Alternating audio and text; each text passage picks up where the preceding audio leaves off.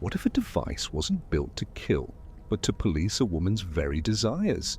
Imagine stepping into a medieval chamber carved from stone, where the air hangs heavy with dampness and the faint glow of a torch flickers against iron.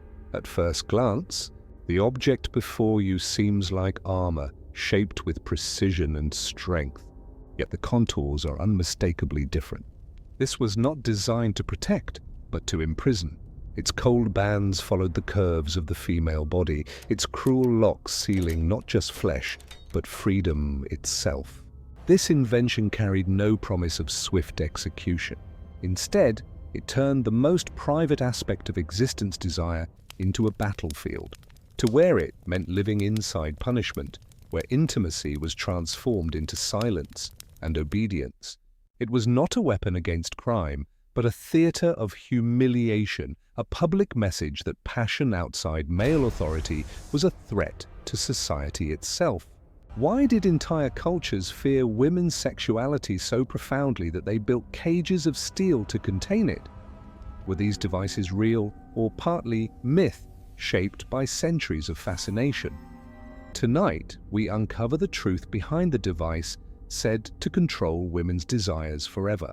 To understand why a device could be designed not to kill but to police desire, we must step into the mindset of medieval Europe, a world governed by faith, fear, and rigid hierarchies. For centuries, women's bodies were seen not as their own, but as contested ground owned by fathers, husbands, churches, and kings. Desire in this worldview was not private or personal. It was a dangerous force that threatened to unravel divine order. The roots of this fear stretched deep into biblical tradition. Eve's fateful act in the Garden of Eden was interpreted as more than disobedience. It was treachery that unleashed sin upon the world. Her hunger for knowledge was recast as an uncontrollable appetite, proof that women were morally weak, spiritually flawed, and tied too closely to the temptations of the flesh. From this single myth grew centuries of suspicion. If Eve could fall and lead Adam astray, then every woman carried the same potential for destruction. The Church taught that her body was the devil's gateway, a vessel through which corruption could seep into households, towns, and kingdoms. Religious sermons hammered this message into communities week after week. Clergy declared that women were spiritually unstable, prone to hysteria, and vulnerable to possession. They were not only considered less rational than men, but actively dangerous when left unchecked. The solution, preached from pulpits and codified into law, was simple. Women had to be controlled. They had to be watched, restrained, and punished for the slightest hint of independence. Their sexuality, above all, was treated as something both irresistible and catastrophic, a force that could seduce men away from virtue and lead entire societies into chaos. Medieval law reinforced these anxieties. Feudal courts often treated women not as individuals with rights, but as property. A husband could fine another man for assaulting his wife, but that same woman might face brutal punishment for speaking against her spouse. Men might settle disputes with payments or duels, while women could be whipped, branded, or locked into humiliating restraints. Female transgressions ranged from the serious to the absurd: gossiping too loudly, resisting an arranged marriage, dressing immodestly, or being accused of adultery by a jealous neighbor. Even unproven suspicions were enough to trigger punishment because the assumption of guilt rested upon her sex. Female sexuality was especially targeted because it was seen as a threat to lineage and inheritance. In a society obsessed with bloodlines, land ownership, and dynastic survival, controlling women's reproductive capacity was paramount. A wife's fidelity guaranteed that children belonged to her husband and that property passed to the rightful heirs. Any suggestion that a woman might exercise autonomy, choosing her partner, seeking intimacy outside marriage, or refusing advances was treated as rebellion not only against her husband, but against the divine and social order itself. The Church institutionalized this fear through confessionals and theological texts. Manuals instructed priests to question women about their desires, their marital obedience, and their resistance to temptation. Some theologians went so far as to argue that women's pleasure itself was dangerous, since it might encourage them to seek intimacy outside the bounds of procreation. Others offered contradictory teachings. Conception required female satisfaction, yet pleasure for its own sake was condemned as sin. Women were trapped in an impossible paradox, punished for enjoying desire, but also punished for failing to perform their marital duty.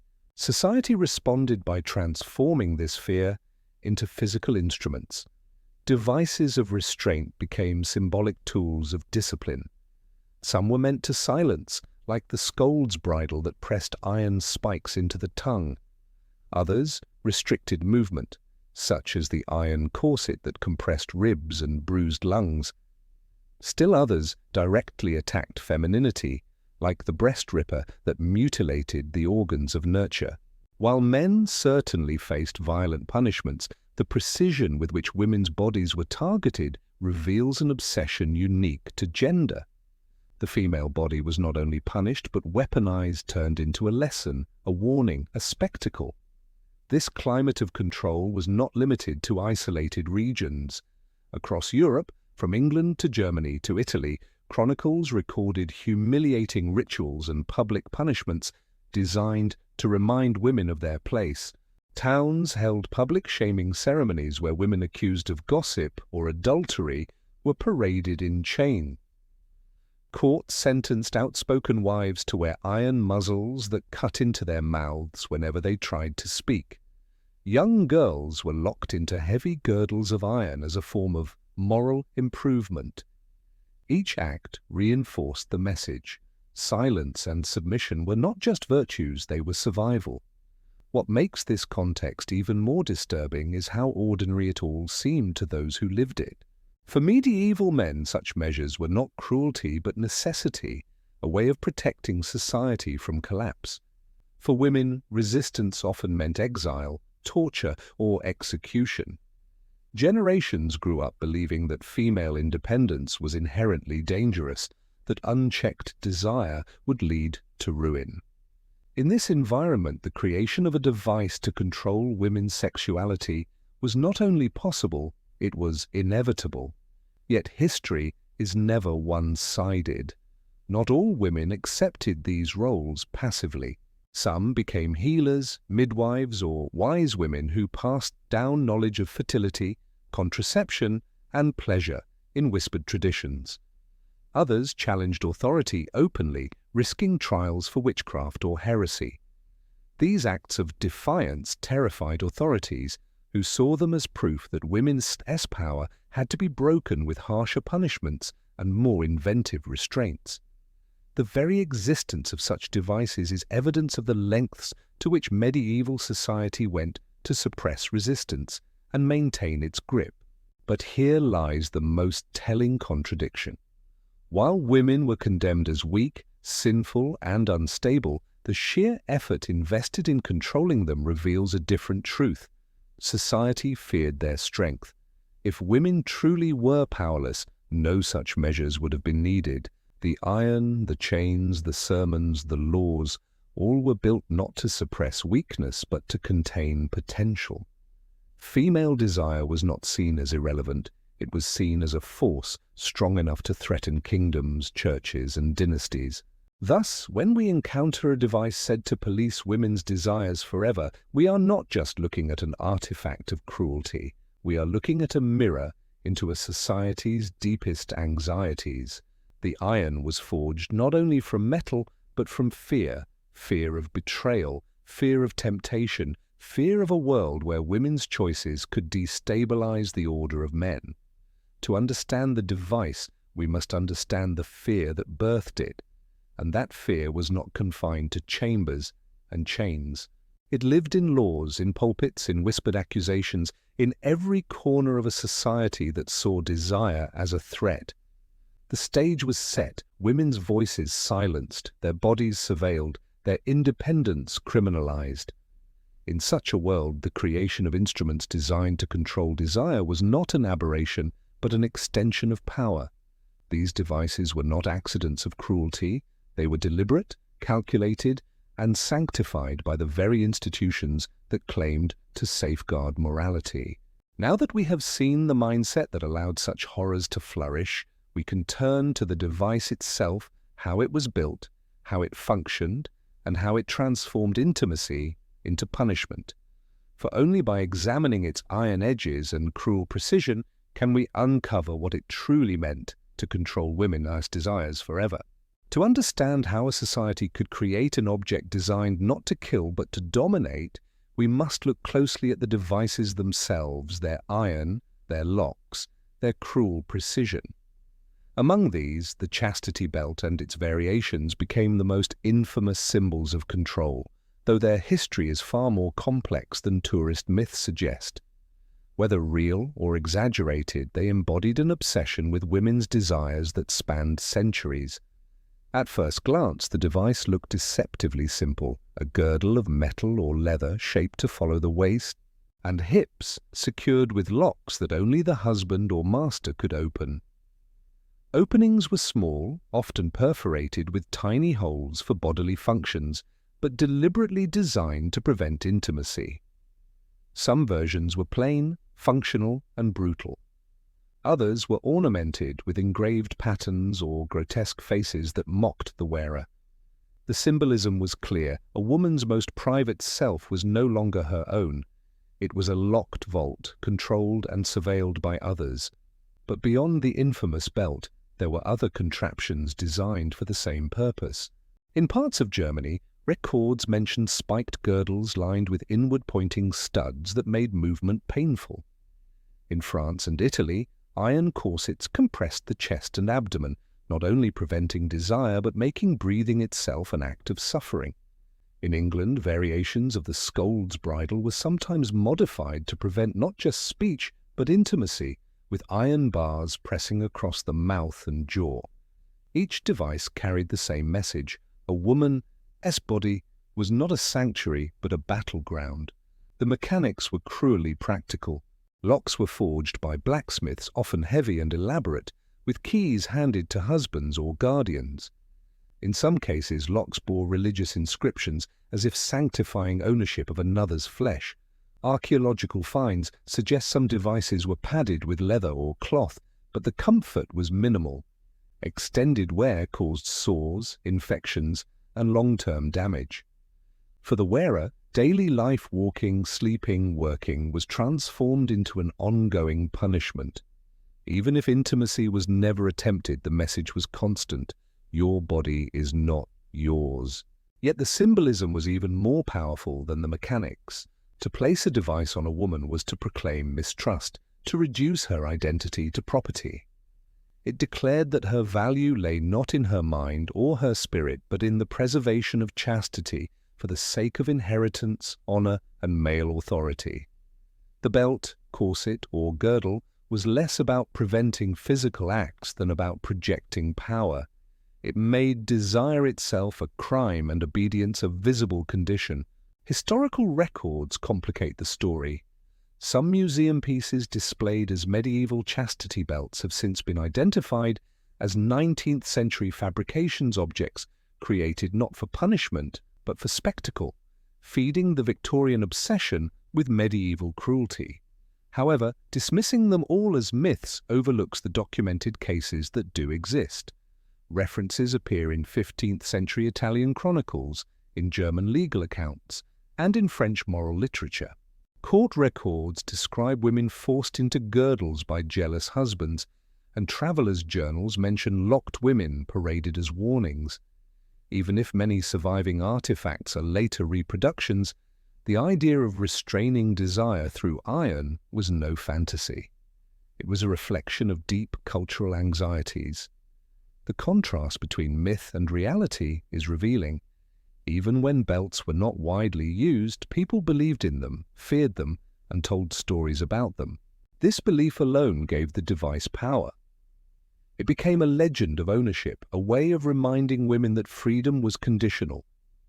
Whether locked in iron or not, they lived under the shadow of potential restraint. In this way, the myth reinforced the control as effectively as the physical device. The symbolism extended beyond gender. To place a woman in a chastity device was to assert control not just over her, but over property, lineage, and society itself. Noble families saw it as a safeguard for bloodlines. Priests justified it as protection against sin. Ordinary husbands saw it as insurance against dishonor. Every layer of society projected its fears onto women, S-bodies, and used devices real or imagined as instruments of control. This obsession was not confined to Europe. Similar restraints appear in different cultures, though often with distinct forms. In some Ottoman accounts, harems were said to use locked garments as symbolic markers of loyalty. In parts of Asia, wooden girdles were described in folklore. While the specifics varied, the underlying logic remained the same. Female sexuality was seen as a dangerous force, and controlling it was framed as a moral, economic, or political necessity. The cruelty of the device was not only physical but psychological. Imagine living each day with the knowledge that your most intimate self was sealed away by another S-key. Intimacy became not an act of love but a performance of obedience. The body, instead of being a source of pleasure or agency, became a cage. This was the true punishment, not the iron itself, but the transformation of desire into humiliation. One chilling historical account from 16th century Italy describes a merchant S-wife forced into a belt while her husband traveled. She wore it for months, suffering sores and infections, until neighbors discovered her condition and intervened. Another story from France tells of a young bride locked in a spiked girdle, her body mutilated by its sharp interior whenever she moved. Though some of these stories may be exaggerated by chroniclers, their persistence reveals the cultural fascination with turning women's bodies into prisons. The symbolism also lingered in art and literature. Satirical plays mocked the jealous husband who locked his wife, while moral texts warned women of the shame that awaited them if they defied authority. Even when condemned as excessive, the image of the locked woman reinforced the belief that her body was a public concern, subject to external judgment. When viewed today, these devices provoke horror and disbelief. How could societies sanctify such cruelty? Yet they must be understood not as bizarre exceptions but as logical extensions of a world obsessed with control. Just as the scold's bridle silenced speech and the stocks humiliated men in public squares, the chastity device symbolized the ultimate submission of private life to public authority. It blurred the line between punishment and possession, turning intimacy into a form of imprisonment. The myth of the device is almost as important as its reality. By the 18th and 19th centuries, European collectors displayed chastity belts in museums, often exaggerating their use to thrill audiences with tales of medieval barbarism. Some of these belts were indeed constructed centuries earlier, others were replicas designed to sell a story rather than tell the truth. The fact that people wanted to believe in them, wanted to imagine a world where women were literally locked away, shows how deeply the idea of control had embedded itself into the cultural imagination. Today, historians debate the extent of actual use. Were they widespread tools of daily control, or rare punishments sensationalized over time? The answer likely lies somewhere in between. But the debate itself underscores the enduring power of the device as a symbol. Whether every belt was real or not, the fear and fascination it generated reveal how societies defined women not as autonomous beings but as guarded treasures, dangerous temptresses, or vessels of honor. To study these devices is not only to examine iron and locks, but to confront a mindset that saw desire as a threat requiring containment. They remind us that control does not always come in the form of open violence. Sometimes it comes quietly, hidden beneath the weight of a locked girdle, a spiked corset, or a whispered myth passed down through generations. In the end, the device that controlled women's desires forever was not just the iron on their bodies. It was the belief that their desires were dangerous, shameful, and in need of restraint. That belief, forged in the fires of fear and hammered into the culture, proved stronger than any lock. And it is this belief, more than the metal itself, that history continues to wrestle with today. The chastity belt may stand as the most infamous symbol of control, but it was far from the only invention designed to discipline, humiliate, and break women's bodies. Medieval society produced an entire arsenal of restraints and punishments, each reflecting the same cultural anxiety, fear of female independence and desire. To see the full picture, we must compare the belt with other devices, some equally cruel, others even more grotesque, that targeted not only sexuality, but voice, movement, and identity. Among the most notorious was the scold's bridle, a device forged from iron bands that wrapped around the head like a cage. It locked across the cheeks, under the chin, and over the crown, transforming the face into a mask of silence. The true cruelty lay inside, a sharpened spike or plate pressed down onto the tongue, cutting or bruising whenever the victim tried to speak. Women accused of gossip, nagging, or challenging authority were paraded through the streets in these bridles, bells jangling from the frame so every step rang out her shame. Unlike the chastity belt, which targeted sexuality, the bridle targeted speech itself. Both, however, conveyed the same message: control over women, required silencing their bodies, whether through desire or voice. In France and Italy, another device emerged, the iron corset. On the surface, it resembled a suit of armor, curved plates designed to fit the female torso. But unlike armor, it offered no protection. Instead, its weight pressed into the ribs and spine, constricting breathing and crushing organs. Some versions were lined with inward-pointing studs, ensuring that every movement became agony. The corset was not about public humiliation like the bridle, nor strictly about sexuality like the belt. It was about endurance.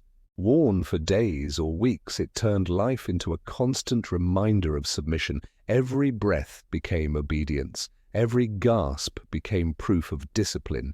Equally horrifying was the breast ripper, a clawed device heated until red hot, then clamped onto a woman's breasts and torn away. It destroyed the very organs that symbolized nurturing and motherhood. Punishments using this tool were often carried out in public squares, turning mutilation into theater. The breast ripper was not only an act of cruelty but a symbolic desecration. It announced that even the power to sustain life could be turned into an object of pain and humiliation. Where the belt claimed ownership, the ripper annihilated identity. Then there was the pear of anguish, a small device shaped like a fruit, with segments that expanded when a screw was turned. Inserted into the mouth, rectum, or vagina, it slowly tore the body from within. Often used against women accused of witchcraft or abortion, its cruelty was both intimate and invisible. Unlike the spectacle of the bridle or the belt, the pear inflicted its torment in silence, behind closed doors. It was a punishment of secrecy, where suffering left few external marks but shattered lives in unseen ways. Regional variations amplified the cruelty. In Germany, spiked girdles combined the logic of the chastity belt with the pain of the corset, embedding studs that made walking excruciating. In Scotland, bridles were sometimes modified to include chains, dragging women behind carts for public shaming. In Spain, the Inquisition developed methods of humiliation where sexualized punishments were framed as spiritual cleansing. Each culture reshaped the same idea. Women's independence was dangerous, and punishment had to be tailored not only to silence, but to humiliate. Yet control was not limited to women. Men, too, faced brutal punishments, but the difference lay in precision. male criminals were flogged, branded, or executed. Their penalties were often violent but direct. Women's punishments, by contrast, attacked sexuality, speech, and reproduction functions tied to their identity. Slaves endured equally cruel treatments. In ancient Rome, enslaved men and women were branded, mutilated, or forced into collars inscribed with their owners' names. While men suffered, the methods rarely carried the same symbolic obsession with desire. This contrast reveals that while cruelty was widespread, the fixation on controlling sexuality was disproportionately directed at women. Humiliation also became a collective ritual. In parts of France, women accused of adultery were forced to run through towns holding ropes tied to their lovers, whipped by crowds along the way. In England, public stocks and pillories confined offenders, but women were often subjected to additional shaming rituals, shaved heads, tattered clothes, or painted symbols of infidelity. These spectacles were not random. They reinforced the hierarchy that placed women beneath men, ensuring that their bodies became lessons for the community. Taken together, these devices reveal a spectrum of control. The chastity belt embodied ownership, guarding sexuality under lock and key. The bridle enforced silence, punishing women who dared to speak. The corset turned daily life into torture, demanding constant submission. The breast ripper annihilated nurture, while the pair of anguish attacked intimacy from within. Each tool was different, yet each pointed toward the same truth. Medieval society sought not merely to punish, but to transform women into symbols of obedience. Even when these devices were not widely used, their legends spread fear. The possibility of being locked in a belt, gagged in a bridle, or mutilated in public was enough to ensure compliance.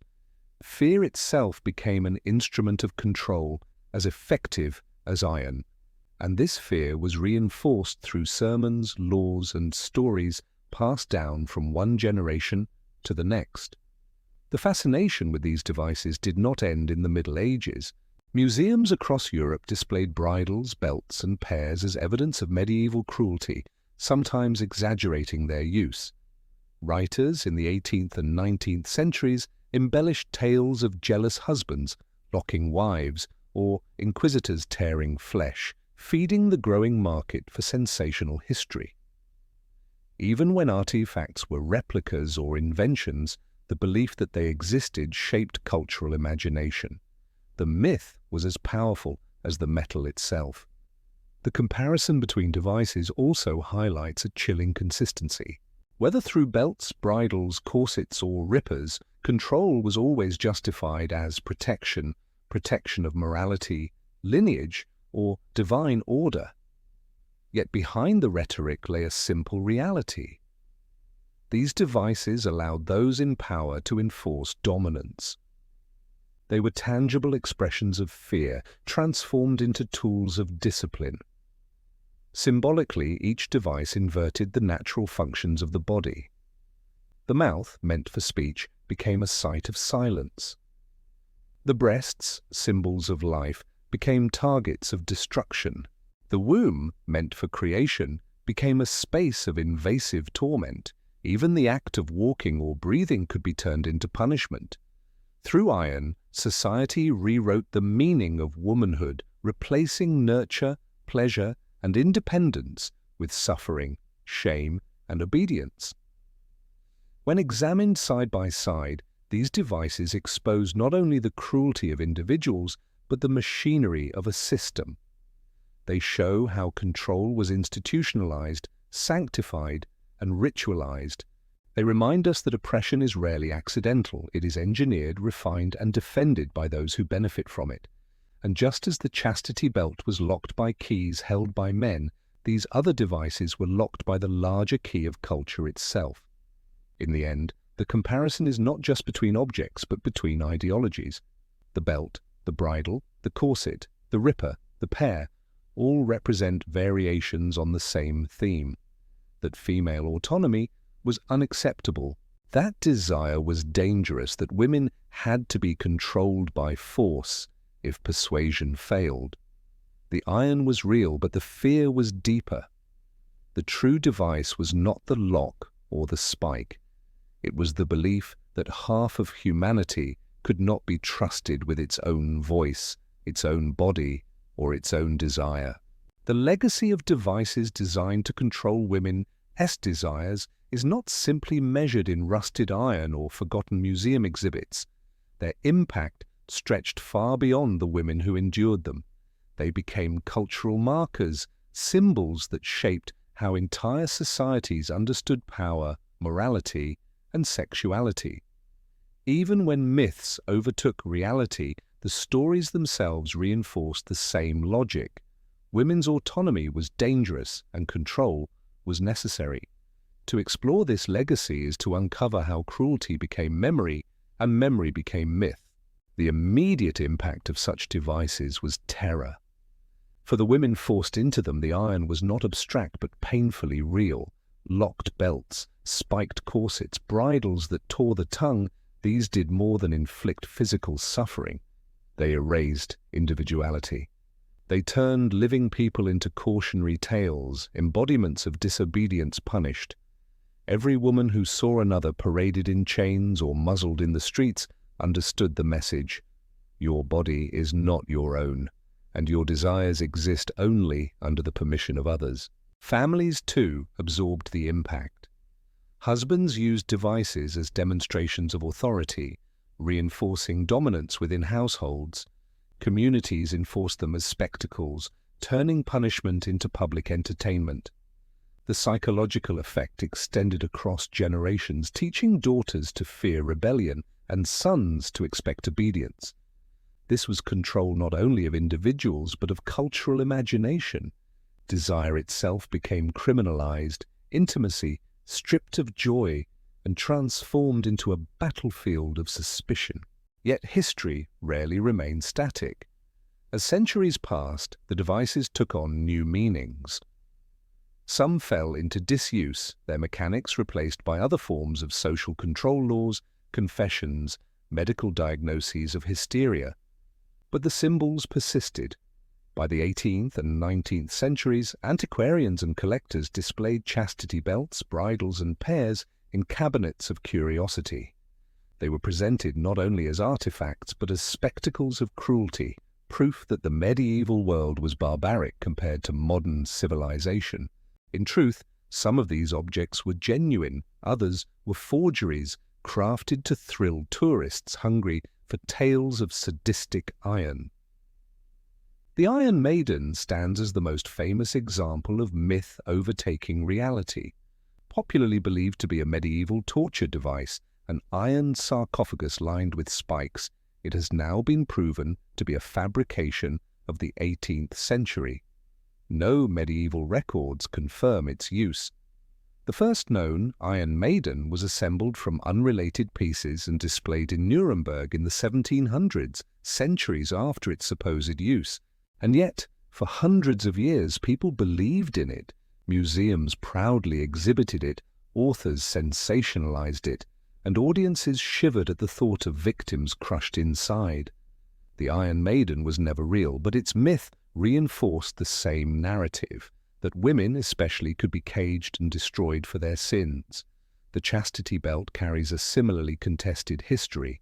Some scholars argue that widespread use is exaggerated, fueled by later fabrications. Many surviving belts are dated to the 19th century, when moral panic and fascination with sexual control spurred collectors to create replicas. But dismissing the belt entirely as myth ignores the references that do exist in earlier chronicles and court records.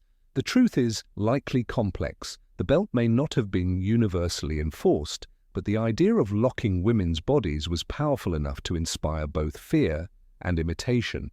The myth itself became a form of control, even if the iron was rarely used. This blending of fact and fiction created a disturbing continuity. Whether the devices were used daily or occasionally, their legends ensured obedience. Fear of the possibility mattered as much as the reality. Women could be reminded of the belt even if they never saw one. Men could boast of bridles even if they never forged one.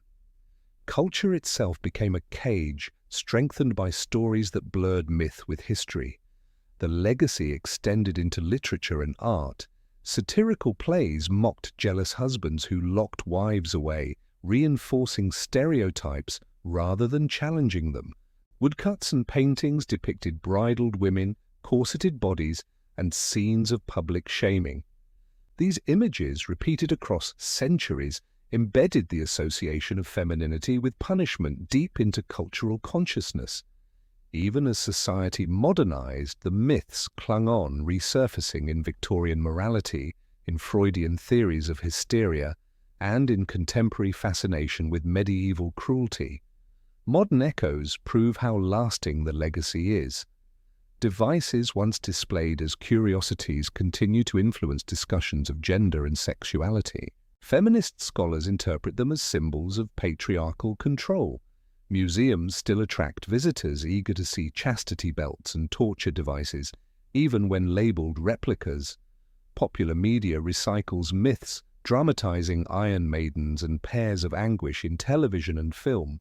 Each retelling, whether factual or fictional, reinforces the same haunting idea that societies once openly engineered the policing of women's bodies. The impact is not confined to history. In some cultures today, echoes of these devices survive in laws, rituals, and social expectations. Honor-based punishments, restrictions on clothing, and surveillance of women's sexuality show that the obsession with control has simply changed form. Where once iron was locked around the body, now shame, fear, and legal systems act as invisible belts. The physical devices may be relics, but the mindset that created them endures. The debate between myth and reality is essential because it forces us to confront uncomfortable truths. On one hand, sensationalism has exaggerated certain devices, feeding stereotypes of medieval barbarism. On the other hand, dismissing them entirely risks erasing the suffering of those who genuinely endured such punishments. Both extremes miss the point. The truth lies in the cultural obsession with control. Whether enacted through real devices or imagined myths, the iron, whether literal or metaphorical, reflects the same fear, that women's autonomy threatens male authority. Myth also serves as a mirror. The Iron Maiden's fabrication in the 18th century reveals more about Victorian obsessions than medieval reality.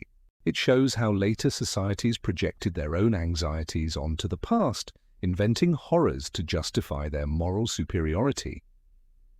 The chastity belt's exaggeration reflects modern preoccupations with sexuality, discipline, and ownership. Each myth tells us as much about the storytellers as about the supposed history. And yet myths are powerful precisely because they resonate with reality.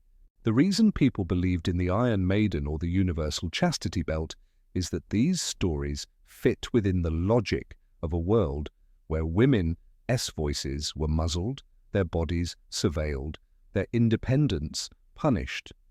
Even if some devices never existed as described, they could have. They made sense in a culture already saturated with tools of control. That plausibility is what gave the myths their grip. The legacy, then, is double-edged. It is the legacy of the actual women who suffered under belts, bridles, and corsets. And it is the legacy of imagination, the myths, that amplified their suffering into cultural memory. Both continue to shape how we remember the past and how we understand control in the present. When we look at a chastity belt behind glass today, we are not just looking at iron, we are looking at centuries of fear, fascination, and storytelling. We are looking at how cruelty can be sanctified, exaggerated, and mythologized till it becomes inseparable from culture itself. And we are reminded that myths, even false ones, carry power. They discipline behavior, justify authority, and reinforce hierarchies. In that sense, the myth is as dangerous as the reality. To confront these devices honestly, we must resist the temptation to see them only as relics of a brutal past. They are warnings.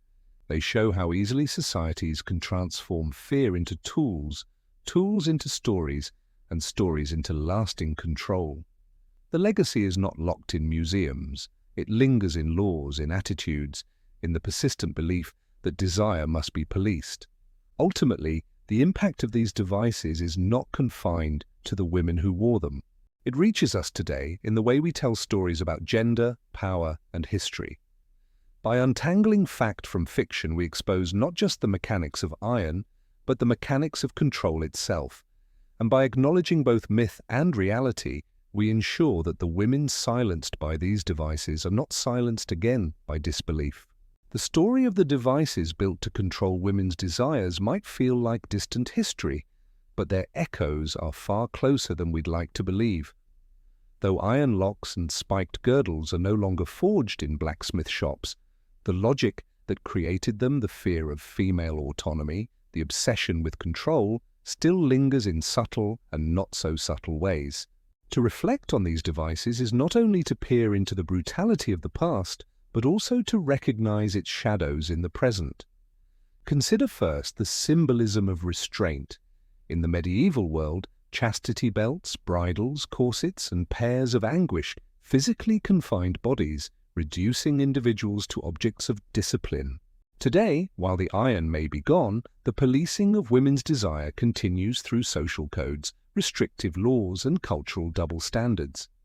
Honor killings, virginity tests, and enforced dress codes serve the same purpose as iron devices once did, to remind women that their bodies and choices are subject to external authority. The material has changed from steel to stigma, but the purpose remains chillingly familiar. Modern technology has even introduced new forms of surveillance. Where medieval husbands held literal keys to belts, modern societies hold digital keys, tracking movements through phones, monitoring behavior through social media, scrutinizing lives under the gaze of a global crowd. Public shaming has not vanished, it has migrated online. A medieval woman paraded with a scold S-bridle is not so different from a modern woman humiliated by viral harassment campaigns. Both spectacles transform personal lives into public theater, where shame becomes entertainment and control masquerades as morality. The psychological impact is strikingly consistent. Just as the belt or corset forced women to live inside punishment, modern systems encourage self-policing. Women are told how to dress, how to speak, how to behave, lest they invite scrutiny. Desire is still framed as dangerous too much, and one risks being labeled immoral, too little, and one risks being dismissed as defective. The impossible paradox that medieval theology imposed persists in new forms, women punished for both expressing and suppressing desire. The persistence of myth also continues to matter. The Iron Maiden may have been fabricated, but its legend thrives because it resonates with something uncomfortably true. Myths of medieval cruelty remind us how easily societies believe in the necessity of control. Today's myths, whether about women's supposed natural roles or moral panics about sexuality, function the same way. They justify restrictions by invoking fear, tradition, or morality. Fact and fiction blur, but the effect is the same, limiting freedom under the guise of protection. Yet reflection is not only about continuity, it is also about contrast.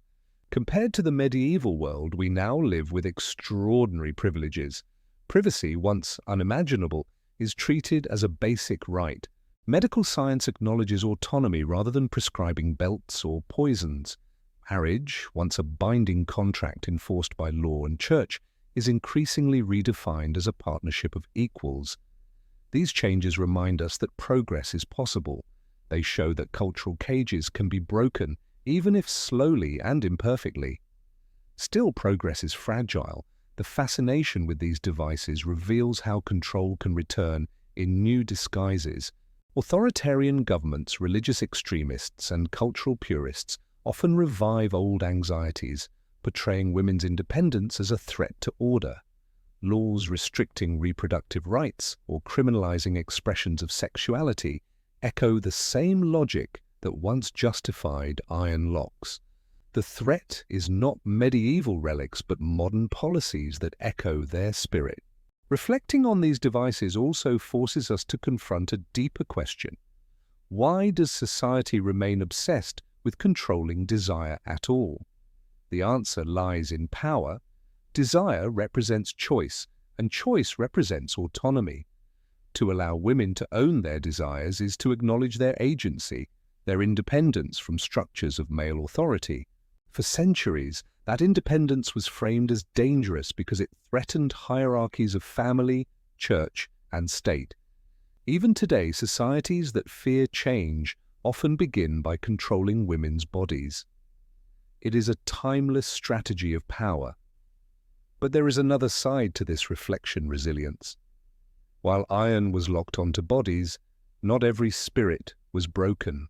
Women resisted, endured, whispered knowledge of fertility, medicine, and pleasure across generations. Some openly defied restrictions, risking punishment to assert their independence. Their stories remind us that even under the weight of steel, autonomy flickered like a hidden flame. That flame, carried through centuries of silence and myth, still burns today in movements for equality and freedom. The conclusion, then, is not one of despair, but of vigilance. The devices remind us that cruelty is never far away, that control can be justified with the language of morality, tradition, or even protection. They warn us that myths are powerful, often more enduring than reality, and that stories can imprison as effectively as iron. But they also remind us that resistance is possible, that progress is not a gift but a struggle, won by those who refuse to be silenced. As we close this exploration, imagine once more the medieval chamber, the torchlight glinting on iron. That device, whether belt, bridle, or corset, was designed to make desire a prison. But history teaches us that prisons are never absolute.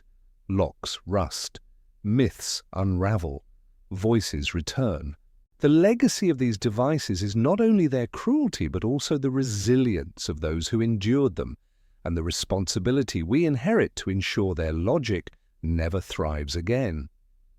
So the question remains: have we truly escaped these cages, or have we simply traded iron for subtler forms of control? The answer depends on what we do next, how we tell these stories, how we challenge myths, how we defend autonomy in a world still haunted by its past.